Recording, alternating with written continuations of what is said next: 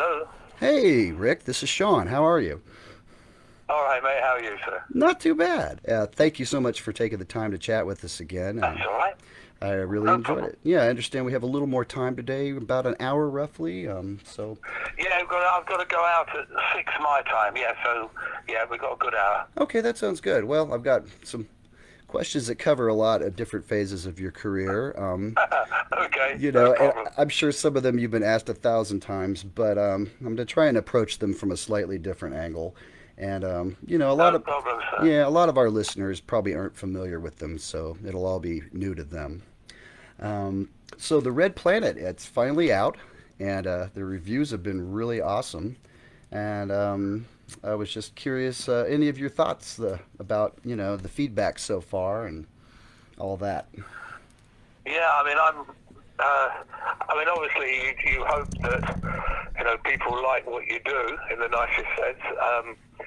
This album, it was quite strange, really, because when we finished it, and then I waited a week before I listened to it again, and then listened, and my wife said to me, "What do you think? How is it?" And I said, "This is the best I've ever done for more years than I care to remember." And she said, "Why is that?" And I said, "I don't know. Maybe it's a mixture of the concept that gave the inspiration to write the music, whether it's just that everything sort of came together at the right time, the right musicians." I said, "I don't know, but I said, whatever happens to it, I can, hold my head high and be immensely proud of what we all achieved." Oh, absolutely. And when the reviews started pouring in, which were all, it was just, I think the best way to say it is just put a huge smile on my face. It was a thank you, because it does mean a lot, this album, and I'm sort of in my twilight days, shall we say, of recording, of playing, and I've always tried to be true to what I do. And so to do a prog rock album, I wanted to do a prog rock album as I know prog rock, which really harks so far back to the early 70s. But I wanted to try and bring it into the 21st century by using some, 21st century equipment, samples, and other things like that, and recording in a 21st century manner. So to try and basically to bring, shall we say, the 70s prog rock into the 21st century, and it's nice to read in some reviews that's how people have perceived it, which is fantastic. I must admit, I would be a lie if I say I wasn't absolutely thrilled with the reviews that have come. Well, I think yeah, pretty much across the board, for progressive rock fans, it really scratched the itch, and I would suggest to get to everybody. It's a must if you're a Wakeman fan, as far as I'm concerned. So kudos. That's guys. That's great. Somebody said to me, every Wakeman fan will want that, and I said, well, that's three sold then. Yeah. Oh, yeah. Many more than that. So, yeah, that's excellent. So, I suggest everyone to go check it out if they have yet to get a copy. It's really awesome. I wanted to ask you about a couple things on there. Yeah. You know, are any of these songs on there leftovers from ARW tracks that didn't get used, like the Bolero or some of those other pieces? Um, no, everything was written initially for the Red Planet, and then there was one stage where we were looking at doing an ARW track, and we were all sending different ideas to each other. And I sent the Bolero over to Trev and John, who loved it, but it was in a very basic form, very, very basic form. But then, for various reasons, when the ARW album didn't happen, I very quickly sort of pulled it back and said, "Listen, guys, this was meant to be for a project that I'm doing in the Red Planet, and I don't actually want it played around with, so I'm pulling it back in to keep it for that project." There's an interesting thing when you do music. When you you write something, and sometimes you go, oh, this is a band thing, or this is a piano thing, or this is something, for when I was with Yes, I can throw towards Yes or whatever. But every now and then you do something, you go, no, I don't want that played around with. I know exactly what I want to do with this, and this is mine. And the pieces for the Red Planet were very much this. Trev's heard the finished article, the finished album, and he loves what was done with Valera, and actually said, I can see why you knew what you wanted to do with this. I mean, Trev has a very similar outlook to me on music and that. But no, it was all meant for the Red Planet. Okay, excellent. Well, I had a chat with Jon earlier this week about his new album, which is getting great reviews as well. Quite a star-studded lineup he's got on that. Yeah, I think the only person who isn't on it is Trump, isn't it? Well, he's not very musical. Just a hunch. Just a hunch. I'm not even sure he likes music. Honestly, I knew somebody that worked for him once, and I remember the rule was no jazz for starters. So, sorry, jazzers, no luck there. And Jon mentioned, I asked him about, possibly another lap with ARW, and he said only with an album. So I was wondering, how was? Yeah, I'd go with that. I would agree that it's just a matter of how we do it. That's the thing, because we all live so far apart. I mean, Jon's 1,000+ miles away from Trev, although he can hop down by plane, that's true. I'm 7,000 miles away from the guys. So you can't exactly pop round for a cup of tea. The thing, how I would perceive the album being done, is the way that Yes used to work in the early days, which to me was the finest way of working. We would spend 3 weeks or so in a room with our, all set up to play, and then we'd all have ideas that we would throw in, and the pieces would build. They would build from those ideas over that 3-week period, and then we were probably about 70% ready, and then we would go into the studio. And whilst we were putting down the tracks, Jon would be working on lyrical ideas and other bits and pieces. And that's how we produced Yes albums, for me, the very best way. And it's interesting because those albums were very melody-based. There were a lot of themes, a lot of melody lines, which Jon came up with a lot, which in later years, for me, it was more, shall we say, band rhythmic stuff, which Jon had to find some space to put a song over the top, and for me that didn't work. And I know that a lot of that is because the albums were not put together before in the way that I just mentioned, and I still think that that's the only way that Jon, Trev and I could do it. How we do it or where we do it, I don't know. I would think the most logical thing would be, it would probably have to be rehearsed and put together initially in America, because Jon and Trev are over there. But equally, I know that Jon and Trev love coming over to Europe to work, so it might work that we do half and half, something over here, something over there. But if we did it like that, then I think we could put together a superb album. But I don't think it would work sending stuff backwards and forwards to each other. Yeah, that makes sense. We've got to, because one of the things is that, being in the same room, if Trev comes up with something, an idea, I can go, that's really good. Have you thought about doing it in this key, or doing it, or just changing it to that, or changing the tempo? It's instantaneous. Or Jon can say, I could do a line over the top of that, but we need to move and change it. You can do that, but you have to be in the same room together. You can't do that by keep sending stuff backwards and forwards, because you lose that instantaneous thing of basically composing and writing together. Yeah, I think some of the 90s stuff kind of suffered from everybody just kind of bringing a piece in and kind of forcing them together into an arrangement after the fact. And those albums on, Keys to Ascension was good, it was a step in the right direction, but it just seemed a little forced. It was a step in the right direction, but it lacked finesse. I mean, the best part of Keys to Essential for me was some of Chris's bass playing. I mean, Chris played great bass on that. The rest of the album, I mean, we did all sit in a room and put it all together and various bits, but for me, we needed longer. Yeah, we needed longer to do it, but it was still you summed it up actually. It was a step in the right direction. Yeah, and I think it's still one of the best '90s Yes albums, especially for fans of the '70s. But yeah, it seemed to like a little like you could kind of tell that you all weren't all together when it was put together. But anyhow, no, you're right. So I wanted to kind of take a peek at the different albums that you've been on. Okay. But I want to kind of talk about your keyboard rig and how it evolved from album to album also. The rig. Can I preface that?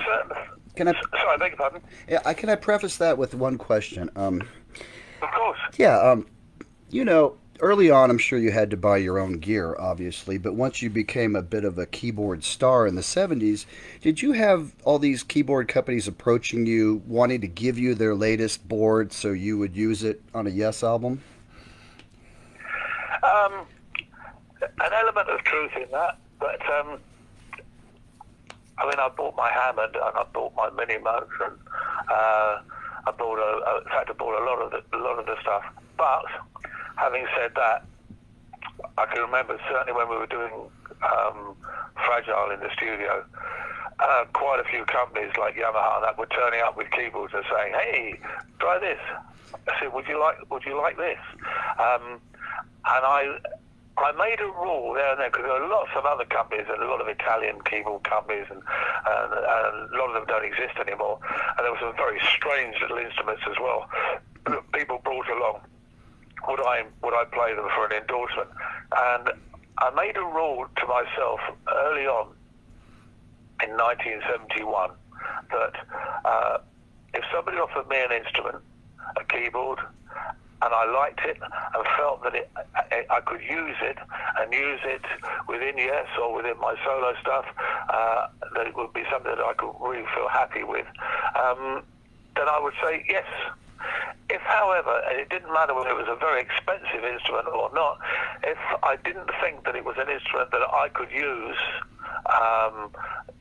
with the style of what I played and the sounds that I like to use, then I'd say, listen, thanks ever so much, but I can't do this because I can't see where I would use this instrument.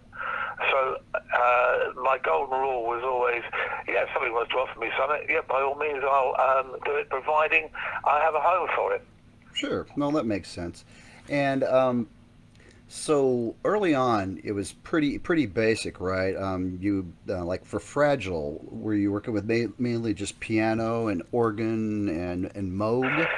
Well, in the early days, it was quite funny, really, because nobody built keyboard stands.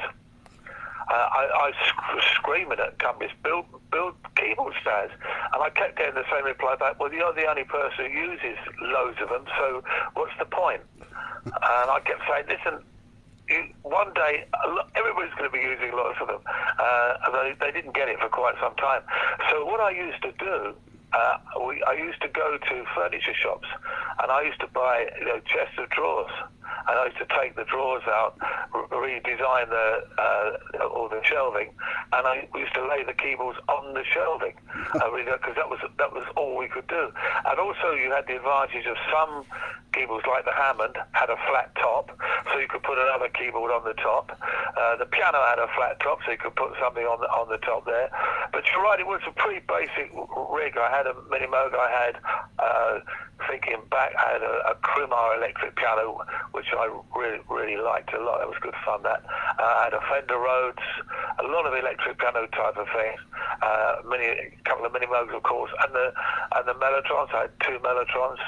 In fact, sometimes I used 3 or 4. But one of the things was with all of these keyboards is back then there were no such thing as presets.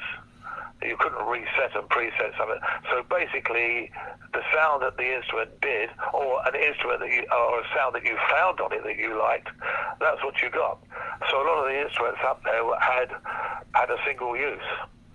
Okay, well that makes sense. And I notice even nowadays, some guys will do a whole show with one board and MIDI all the sounds in and change patches all night long. But that's never really been your speed, is it? It's better to just have one board ready to No, go with because each sound. I can't. It doesn't work for me doing that, because if I'm doing a mixture of sounds, because one of the things with my rig, it's all linked up to a thing called the Psychologic, which is sort of a MIDI box in a strange way. And so every single instrument is MIDI to each other, which means that any instrument can play any other instrument or be played by any other instrument, as many as you like, which is how I build a lot of my sounds and things together. And that works for me, because I can then, have different sounds on different keyboards at different times, which I can go to without having to fiddle around with lots of buttons on the keyboard, which wouldn't work for me anyway. I know it works for a lot of people, but the way I play and the way I like to play, I almost feel like my rig is my own little orchestra. Oh yeah. And you wouldn't say in an orchestra itself to the violin player, oh, by the way, can you pick up a trumpet halfway through and play for us? They go, no, we're string players. So that's very much how I see it. Okay, well that makes sense. And it seems like a lot of us young guys that weren't really playing in the 70s have a certain nostalgia and love for like the Mellotron and all of these vintage boards. But I would guess that for someone that used them back when they were new, in some ways it felt really good to find an upgrade as soon as it came along. And just to... Yeah, that's very... I mean, I think, to be fair, one of the difficulties was that none of the keyboards, when they were first built, were intended to be taken out on the road. They were mainly for home use or forever, or if you're in a band in a fixed club or position. So none of them travelled very well at all. The Mellotron is a classic example. I mean, it was a nightmare.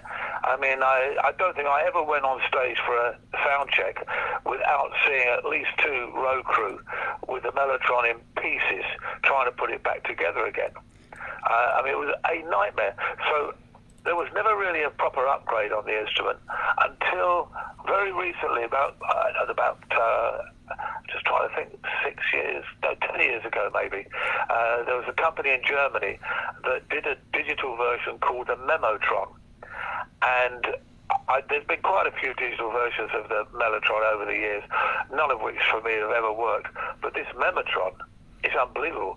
You can't tell the difference in sound. It is so accurate, and also it doesn't have the problems of loads of tape spilling out everywhere, or breaking down, or tuning problems. It is absolutely great, and that is something that I just take for granted now. But back in '71, my first Yes tour in America, I reckon it would not be an exaggeration to say that if I came off stage and 50% of my rig was still working, that was a result. Oh, wow. And the other thing that was interesting as well was, of course, there were no mixing desks for keyboards. There were no keyboard amplification built specifically for keyboards. And it was always a struggle. And it was my great friend Roy Clare from Clare Brothers, who was out with Yes, who just saw that I was just tearing my hair out every night. And he said, what you need is a mini PA, because your keyboards have such a wide range. They need a wide range like a PA range. So he got me a small Martin PA, which was absolutely brilliant. And another genius called Michael Tate, who from Tate Towers, the massive lighting company in America, Michael said, right, the other problem is all of your keyboards have different outputs, different line outputs. And I said, what does that mean? He said, it's just going to be a mess when they go into any normal mixing desk. You're going to get buzzes, hums, crackles. You're going to get different levels. It's going to be a night. He said, you need a specific desk built for you. So they built me a desk that pretty much did all that for me, and suddenly on stage I could hear myself, not just clearly, but I could hear the sounds as they were meant to be, and it wasn't just volume, it was the actual quality of the sounds. And that actually started a lot, because suddenly along came some companies who went, hold on a minute, we'd like to build some keyboard stands. I got about time. And then some of the companies that built mixing desks went, well, hold on a minute, but we need to think about desks of different sizes, not just for monitoring and things out front, but for on stage for people like keyboard players. So it was an amazing time, because I was able to watch the development of everything to do with keyboards over a period of about 4 or 5 years, and it was great, because every time something new came along that improved on what had been had before, I jumped up and down with joy. It was exciting. And then certainly as you go into the mid-70s, 75, 76, when I met Dave Smith from Sequential Circuits, who told me he wanted to build the equivalent of a polyphonic mini Moog, which of course was the Prophet 5, and I got involved with him with designing the front board, how it looked, because initially it looked quite differently on the original drawings, and when Dave built the first Prophet 5s, which were in his house, and I got the very first one. Sadly, I don't have it anymore, it was stolen, but the very first one I had, and it was just revolutionary. It had 8 presets. That was phenomenal. Have 8 presets, press a button, you've got a different sound. I mean, when you think what it's like now. But having said all that, what was great back then was you had to create your own sounds out of these instruments, whether it was with using pedals, guitar pedals you'd put onto it, or through Leslie's, or whatever you did. You created your own sound, and that became your own sound and way of playing. It's almost too easy now when you get great keyboards. They've got these hundreds, if not thousands, of presets, and all of great sounds. It's very easy to say, all right, I'll just use that, or I'll just use that. I mean, one of the things I do with my engineer, Eric, whenever we get something, is we go through all of the presets, and then we pick sort of sounds that we think, hey, that could be useful, quite like that, do that, and then we edit them. We edit them to the sort of final sound that I know I would use, because I think it's really important as a keyboard player to try, if you want to have some sort of individuality, then one of the most important things is with the sound. You really don't want to. I mean, for example, I get lots of CDs sent to me a lot by players, and it's really interesting. You hear some good playing, and you go, oh, I know that sound. That's preset 37 on the Kronos or so. You know what they are. You think, be a little bit more imaginative. Go in, just change it a bit, make it your own. Yeah, just tweak it so it's got its own personality that's uniquely yours. Yeah, it's not hard. Yeah. How different would you say your rig changed by the time of going for the one in Tormato, your second tenure, so to speak? Yeah, going for the one, it had changed quite a lot. I still had the Hammond. There, I still had Mini Moogs. I still had the grand piano we still used. Obviously, that was in the studio. It was still the era of a lot of electric pianos still floating around, and I used an instrument called the Byrotron, which was as well as the Mellotron. The Byrotron was an instrument invented by a guy called Dave Byro, which was very similar to the Mellotron, except it worked off of 8-track tapes, which was a great advantage. Unfortunately, by the time that it came to market, somebody had kindly invented the chip, so it made anything to do with tapes sort of obsolete, which was a shame, because I invested a lot of money in that because I really believed in it. But the rig hadn't changed that much, except that the instruments had got a bit better. As I say, with the Mellotron it was better. We managed to solve a few problems with that. The Minimogs, of course, were great. We used a lot of real instruments. There was a lot of real piano used on that album, and a lot of church organ, which we used, for a real church organ. It was I won't say it had changed a lot, but let's just say it was a bit like a car having a facelift. Sure.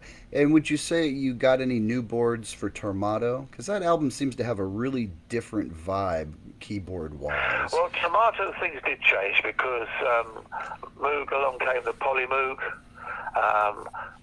By this time, also I had the latest Prophet 5 working. So yeah, the Poly Moog was a real bonus, a real additive. Well, basically, that allowed you to play whole chords rather than one note at a time on a Moog, correct? Yeah, I mean, since up until then, apart from the Prophet 5, were all monophonic, but that was okay. You know, you learn to work with that. And in fact, some instruments, I mean, I could not imagine the Minimoog being anything other than monophonic. It's the most wonderful soloing instrument that you could ever wish for, being a keyboard player. But you're quite right with things like the Polymoog. It was polyphonic, that's hence its name. But it also was very clever, with some sounds that you wouldn't normally have heard before, and I like that. And that happened also with the, along came the Yamaha with the DX7, which was an amazing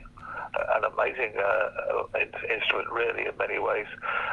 It was the start of digital stuff. So things were appearing all the time, and I remember buying. I didn't buy it, actually, I got given it, a Godwin organ, which the first time I played it, they brought it to play me, and I played around with it, and I thought, well, I don't really, doesn't do much for me, really. I don't think it. And then I found a sound. It had a very weird tremolo stop on it, which when I put it on, when I played, it just, I thought, this is great. This is so different. I'll have this just to do that. And in fact, I used it on, it's quite prevalent on No Earthly Connection, so I did. And I love that organ. That went missing. The company went bust, I think, like most Italian organ companies. But if I found one again, I'd buy it. That's excellent. Now, a question. After Tormato was the Paris sessions that didn't get off the ground, and then the big really split. Sad. How do you feel about that material that was being worked on in Paris? Because I've heard some kind of bootleg leftovers, and to my ears, it's a little unfocused. I was just curious how you felt about it. The truth of the matter is, it was a difficult time for the band. Oh yeah. Because music was changing. Record companies were looking at different kinds of music and different things, and I suppose to some extent, to record companies and to some extent the media back then, suddenly we were becoming sort of a little bit dinosaurish. It's the old school. We want something, which always happens, and there's nothing wrong with that. My only argument when people say, something new needs to come along, I go, yeah, okay, but don't throw the old away, because there's nothing wrong with it. It's just something else. It's something different. If you have a new brand of coffee in the supermarket, you don't click out all the other brands of coffee. You leave them there. Right, exactly. You may focus on the new. You may focus on the new one, but there's nothing wrong with the old ones. But we were having a struggling time, and I remember we went out to Paris. The record companies got us Roy Torres Baker as a producer. Right, the famous guy that did in a lovely Queen. studio in Paris. It was great for me. I was living in Switzerland at the time, so it was an easy commute for me. I came down. We all rented flats in Paris and went to the studio, where we rehearsed and wrote a lot, or tried to write in the studio. The big problem was, if I'm going to be brutally honest, and there's nothing wrong with this because it's something that happens to all bands. The band was very split in music-wise. Yeah. John and I had written quite a lot of songs together on the previous tour. And these were the songs that John and I brought to the rehearsals for everybody to play around with. Equally, Steve and Chris had written some stuff together, and they brought them along. The problem was very much that Steve and Chris didn't like anything that John and I had done, and so didn't really want to sort of work on them, or we said, look, let's work on them, let's make them better. These are only, as we always used to work, these are only ideas, let's see where we can take them. But there was little or no interest, so which was very frustrating for John and myself, and basically we couldn't agree on any of the music. Alan, bless him, love Alan to bits, but Alan will always sit on the fence. Sure. So we couldn't even have a decision from a fifth member, because Alan would go, well, I like that, but I also like that. And then I like that, which is great. I mean, that's Alan's, part of Alan's character, sure. And I love him to bits. But basically what happened was there was one particular day where it all flared up in the studio, and John got really upset, and he said to me, I'm going out for a drink. So I said, come on, I'll join you. So we went out and we went to this little cafe in Paris, and John said, what should we have to drink? John wasn't a big drinker, a glass of wine as well. And I said, let's have some Calvados. And he said, what's Calvados? And I said, well, it's Pomme, which is, it's like an apple liqueur, but it's been matured in walnut casks for like 20 or so years, so it's got that colour of walnut, and it's lethal. He said, good, we'll have some of that. So we drank a lot of this Calvados, and I think it'd be fair to say that the pair of us were, there's an expression in England, tired and emotional, I think is the word. We were pretty drunk, but also we were thinking clearly in other ways. And John, I remember John saying to me, this is not how I envisaged Yes ending up. And I said, I know, I agree. It's such a shame, but it's almost like we're trying to do something in an era that's not really, I won't say ready for us, but an era that's not ready to accept us for what we want to do. And we've got a split in the band. And John said, he just went, I'm out. And I said, well, let's give it a break. I said, if you're all right, I don't want to stay in the band if you're going to go, John. And then we went back to the studio to be told by our manager, Brian Lane, that Alan had been roller skating and fallen over and broken his ankle, which is not clever for a drummer. Yeah. So he was going back. So that was the end of the recordings. So everybody suddenly vanished. John went back to England to his home. I think he might have been renting somewhere in Paris at the time. I don't know what happened to Steve and Chris. I imagine they went back to England. I drove back to Switzerland, to my house in Montreux, and that was it. And then in January, John and I had talked and said, no, we're not going back. We don't know what the hell is going to happen here. Album-wise, music-wise, we can't agree. And John said, it's time for a rethink. So we got a call from the management in January, sort of saying, okay, guys, all come to England. There's going to be like a meeting and a rehearsal.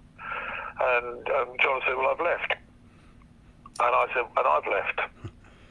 So that was it, really. And how do I feel about the whole Paris thing? I think it's tragic, because I think one of the problems was it wasn't a lack of maturity on the behalf of all of us, but it was in a strange way. But it was a lack of maturity brought about by the fact that what we were doing musically, all of us in any way, suddenly was not acceptable in the market of that time for record companies and for the media, which was basically press and radio back then. Sure. Suddenly we were like sort of marooned.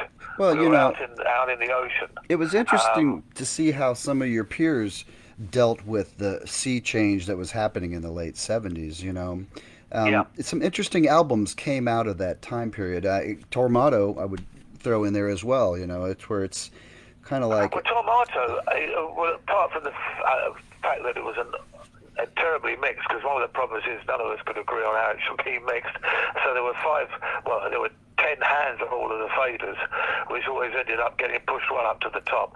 So the whole album was limited to death, which is a great shame, because there's some really good stuff on Tormato. I like it. I've often said that I know people are doing remixes of stuff. I would love to be allowed to get my hands on Tormato and remix it, because amongst that album, there's some cracking stuff on there and some great playing by people. Oh, absolutely. And I loved how you returned to shorter songs. It's probably the first album that they'd been that short on since maybe, the second album, maybe almost. Well, you're right. It was back to, it was sort of the last time, really, that I can recall, where we all sat in one room and played pieces and worked things out that, that we were happy with the way that they were going. I mean, when you're doing pieces like that, no one is ever 100% happy with how it turns out. You can't be, but that's one of the joys of writing with a band. Right. It's almost like you kind of barter and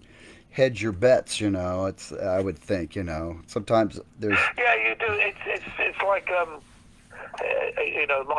always used to have a sort of my two pillars. One of the things I used to throw in sometimes was, I remember when we did Onward, that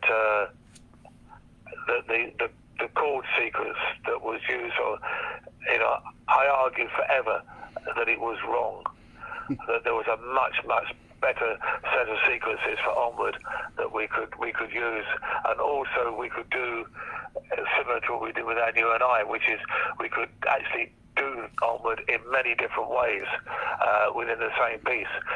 Onward for me could have been another And You and I, and it never was. No, it was just kind of a nice little short kind of song that a lot of people like to play nice at their wedding. It's like a piece with some nice vocals and wrong chords.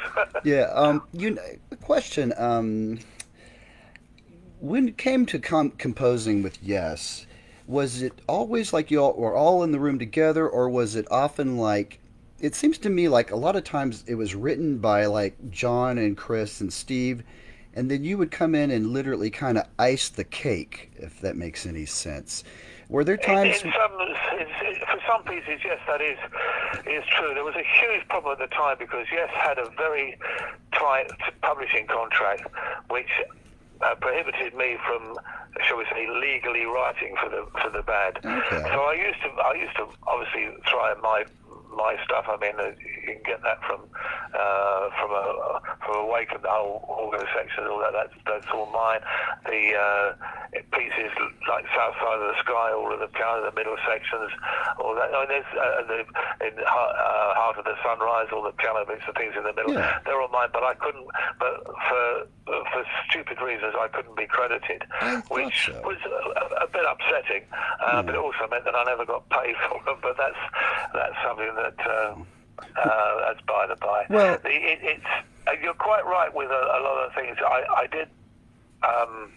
I was there to sometimes if there was different sections and the keys didn't work, it was my job to sort it out, which I really like doing. Yeah. I love doing that.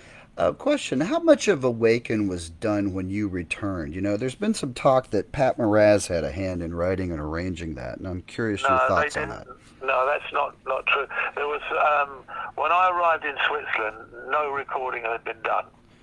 Okay. There was it was all started afresh.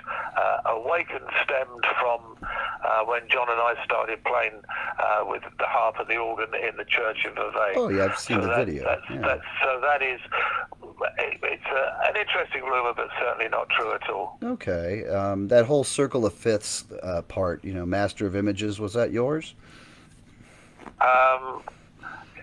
Yeah, if I remember right, it's all those. Yeah. not the word wise, but the chordal wise. Yeah, The chordal wise came from Steve, actually. Oh, okay. Yeah, well, that's a really wonderful section that it hits upon. Yeah, it is. Yeah, that was just rather Steve's idea. very glorious. There should actually be a program called The Myths of Yes. Yeah, no doubt. And let's put them all to rest, one at a time. Yeah, right. Yeah. So, ABWH. By that point, keyboards had changed a whole lot, and your rig was quite different. I was wondering, when you used those modern boards, were you trying to dial in sounds that emulated the ones on the classic Yes albums, or were you kind of going for a fresh imaging of everything since everything else was so modern? It's an interesting question. I mean, I can't really answer that for you because basically what I would do, according to the piece of music that we were working on, I would just try and find sounds that I felt were appropriate for that piece, whether it was a new instrument or an old instrument. I never deliberately said I'm going to emulate this from that era or that from that. It was always whatever I thought was the right sound, for the piece. In the same way with Steve, with all his guitars and his different pedal boards or whatever, he would work hard on finding the sound that he felt was right for the particular piece, and it would not be unusual halfway through the recording of the piece for us both to change, for me to go, no, I'm going to use this, and Steve to go, well, I'm going to use that. I mean, ABWH was a remarkable band in many respects because it came about out of necessity, really. Jon was unhappy with what he was doing over in America, and it was his instigation. He came to England and went to our old manager, Brian Lane, who in fact is still my manager now, and he went to Brian and said, I want to get back making music again like it used to be. And he said, I would like to get Bill, Rick and Steve back together again. So I was living in Switzerland. I got a call from Brian Lane and said, how would you fancy working with Bill, Jon and Steve again? And I said, send me my plane ticket. Sure. And I arrived in England and we met up. It was just very exciting, and then we decided that to record, we were going to record in Montserrat, or do most of it in Montserrat, which was Air Studios, which was George Martin's studios. Sadly now under volcanic lava, but it was a wonderful place, and we went out there to record, and I just loved it. It was because there was nothing else to think about but music, a beautiful island to walk around in. Jon and I used to go out on a regular basis, very late at night because it was hot and humid, and walk around and talk about ideas and talk about music. And then, so that's how the meeting was written. We came back very late one night, and the studio was still open, and we went in and we wrote the meeting, and then went off to bed.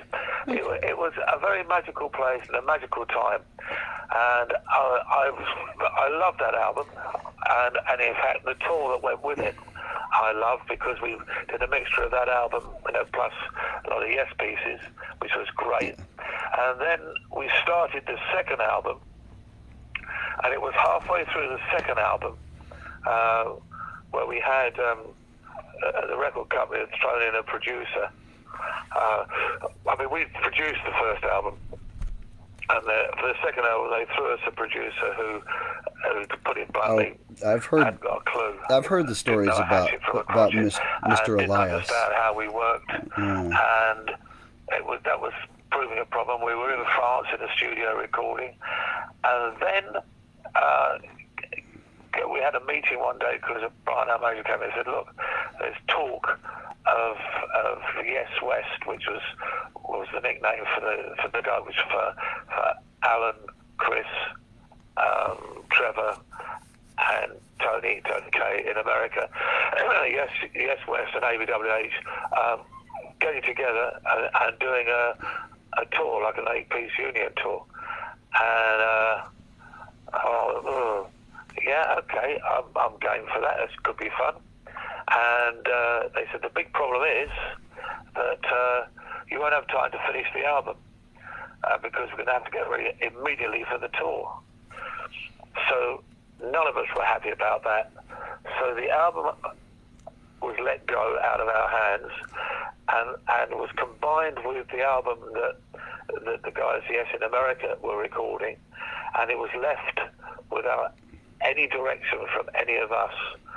And the album was finished off, I can only say appallingly. I remember hearing it for the first time. I had a cassette and I put it in the car, and I could have cried when I heard it. It was just, I kept listening going, oh, I never played that. I didn't do that. I didn't play that. And it was just a joke. And I threw it out of the window, and where hopefully it was crushed by a few trucks. and it broke my heart, because there was some good stuff. Actually, from both camps, to be honest. I've spoken to Trevor about it a lot, and he wasn't happy with what was done. I certainly wasn't. But we went and did the tour, and I loved it. I loved the tour. It was just great fun. Oh yeah. It was. I mean, not everybody on the tour enjoyed it, but I did. I loved every minute of it. The album, I always used to say, I called it Onion, not Union, because it made me cry. And I can be honest with you and tell you that since that cassette, which I threw out the window, was crushed by a truck, I've never played it since, and I doubt I ever will. Well, I can understand that. Well, just a few thoughts as a fan. I really feel like ABWH is a Yes album in everything but name. And I honestly think it has more of the Yes chromosomes than some things that were called Yes later. Just my thought. I think you're absolutely right, but it's it's the fact of life is it had ABWH stamped on the top. But I think you're absolutely right. It's as much a Yes album as, shall we say, anything that was done years later. Now, question though, it does seem like it's very 1989. Do you look back on some of these sounds and think maybe they didn't age quite as well, or are they just kind of a time capsule? That's a very good question. I mean, I think there's an element of time capsule. I mean, there's sounds that are being used. Sounds will always come back. People will discover sounds, and so it's. I'm not somebody who puts a date on a sound or anything. It's what it is.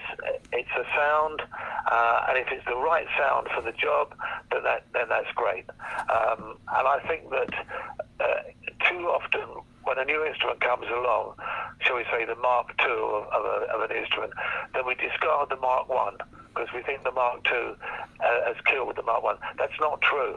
The Mark I will obviously often do a lot of things that the next model can't do, and the next model. And I've spoken to manufacturers, my great friends at Corby, and I've said, I go back sometimes and discover old instruments of yours and go, wow, I didn't realize it could do that, because you just don't have the time to find out what these instruments can do half the time. Sure. So, I think that I'm not one for sticking a date on sounds or music for that matter.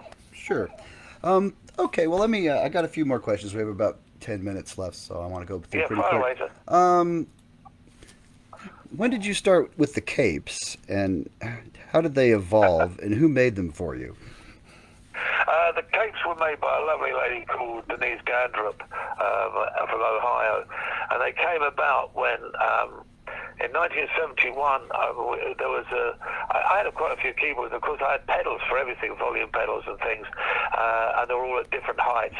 And we had a review, which was great because we were only fourth on the bill most of the time. But we actually had a small review in one paper that said, it was very kind, said, Rick Wayne play really this talented young keyboard player, that kind of that. And said, but he looked like a demented spider with legs going in the air to try and reach pedals and arms stretching back behind him and things.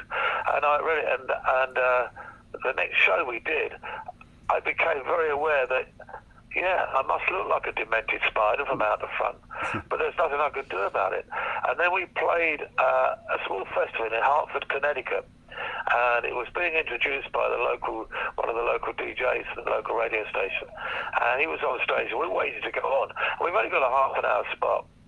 and he was at the front wearing a cape, a three-quarter length cape, with a big black with a big star on the back. And I didn't think much of moon. I didn't think much about it. And then he introduced us, turned round, and he was quite a big fellow. And I remember thinking, wow, that cape covers a multitude of sins. And then I thought, if it covers that, that could be my answer. And he came off stage, and we were earning $200 a week then. And I'd just been paid, and I had the $200, 10 $20 bills in my back pocket. And as he came on, I said, I want to buy your cape. And he said, it's not for sale. And I took the money out of the flat. I said, this is all I've got. It's $200. It's my wages. And he looked at the money and went, it's yours. So I gave him the money. He gave me the cape, which he was much smaller than me, so it was only like a half-length cape. But I went on wearing it. We did the show, came off, and Michael Tate, who I mentioned earlier, from Wonderful Tate Towers, came to me and he said, that's the answer. But it's not a small half-black cape. You need a full cape, and it needs to be one with sequence of things that will pick up the lights, and then it will work. It needs to be heavy, and that will cover all of your movements. That's what you need. And I said, well, where am I going to find something like that? And he said, I know a girl in Ohio, in Cleveland, who will make it for you. I said, brilliant. So he got her to come along to a show, and she made my capes for, oh, crikey, 5 years. Okay. And then, like, around going for the one, you went for kind of almost an Evel Knievel kind of look. Was that an inspiration at all? The big stars? It wasn't even, you weren't even wearing a cape. It looked more like, you know. It was. I don't know why. I don't know why I did that. To be brutally honest with you, what I was wearing during those period of time was akin to a bad dream, really. I was very glad to get back to capes again, because it's interesting. I only feel comfortable on stage doing any form of rock show or prog show if I'm wearing a cape. Oh, it doesn't feel right otherwise. It's very weird. All right. Well, let me scoot ahead a little bit. Rock and Roll, the night of the Rock and Roll Hall of Fame. Wow. I was wondering if you could share a few memories about that. How long had it been since you'd seen Bill Bruford in the flesh before that? I hadn't seen Bill for quite some time, although I've seen him quite a lot since. And I remember I saw Bill. He was in the foyer of the hotel as we arrived, and I sort of came in, and he turned around. He said, "Hello, Rick." I said, "Hello, Bill." I said, "Wow, you look so good." And he said, "That's what retirement does, Rick." And it was great to see Bill. I mean, I love Bill to bits. We have seen each other quite a few times since. Oh, that's awesome. Probably the most talented drummer I've ever worked with. Yeah. So it was great to see you all back together, and I think that's probably the last time. You know, I know a lot of Yes fans kind of pine for a reunion all the time, but you know, Yes isn't their plaything to just assemble in whatever order pleases them. You know, there's real people and real personalities. And yeah, the other thing as well is that to be, if I'm going to be brutally honest, when Chris passed away, that was it for me. Not the end of Yes Music, but the end of the name Yes. Oh, I hear you. Because Chris was the only founder member that remained through everything, and I felt when Chris passed away, that was the time to retire the name. Sure. In his honour and his memory, and no reason why we all can't go off and play Yes Music. You know, whether it's Steve, myself, John, whoever, that's fine. But the name Yes, out of reverence and respect for Chris and the music, the name should have been retired. That makes sense. Question. And that's the reason why when anybody says, "Is there ever likely to be a reunion again?" my answer is, well, you can't have one without Chris. Yeah, I agree. You know, he was the heart and soul, and it's just not the same. He was an amazing character. Loved him to bits. Infuriating. You could love him and hate him at the same time, especially his timekeeping. I'm not talking about his musical timekeeping, but his other timekeeping. Yeah, this punctuality. Mad. Yeah. We've missed more plays because of Chris than anything I can think of. But you know, he was a wonderful guy, and he was the rock of Yes. Oh, There's absolutely. no doubt about it.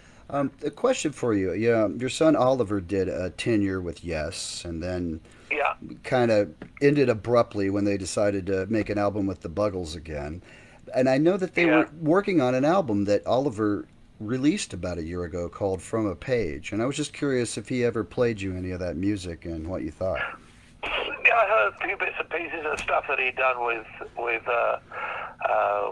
Chris. Yeah, he's played a few bits. I mean, it was a strange period. I mean, I got Oliver the job really because Chris spoke to him when they decided to go out without Jon because Jon had been very ill, and Right. I said I would not go out without Jon. So Chris said to me, well, can you recommend somebody who could do the keyboard business? I said, well, both my sons could do it, but you won't get Adam because he's very happy with Ozzy Osbourne. But I said, Oliver, he's worked with Steve before. Steve knows him. He could certainly do a job. And that's how Oliver went into the band. Yeah. But then, of course, it was all changed when it became Buggle Yes again, But I don't know exactly what went on, and it's probably best I don't. Yeah, I hear you. Well, I'm glad that Oliver finally got to put that out because I think he deserved to have a document of his time spent with the band as Yeah, well. yeah, I agree. And he's a lovely lad, and he enjoyed his time. And he's a caring lad, and he's a good player. Yeah, he He's a did. good lad. I saw that tour, and I thought he did a great job of playing yours and Tony's and Jeff's parts beautifully. So it was. Yeah, Yeah, yeah. thoroughly enjoyed that. No, it's kind of sorry to see him go, honestly. So, alrighty. Well, let me see. I've got like 5 minutes left. How did you guys travel? Did you ever have a plane like Led Zeppelin? Oh yeah, because back then, in the 70s in particular, it was cheaper to rent a plane than it was to travel commercial because there was no cheap flights back then. So the cost of flying, if there was, I think it worked out that if there was 8 of you or more, that it was cheaper to charter a plane. And a lot of companies like the Chrysler organization, Chrysler company, they had a lot of Gulfstreams that were sitting around doing nothing except when the executives wanted to fly them. So you could rent them, hire them with their pilot, and fly around. So Gulfstreams were really, really popular to go around with. And it worked out cheaper than going by commercial airline. Also, you had another advantage sometimes that you could sometimes land at smaller airports closer to the city centre than the main airport. Yeah. Also, the advantage you could take off and land whenever you liked.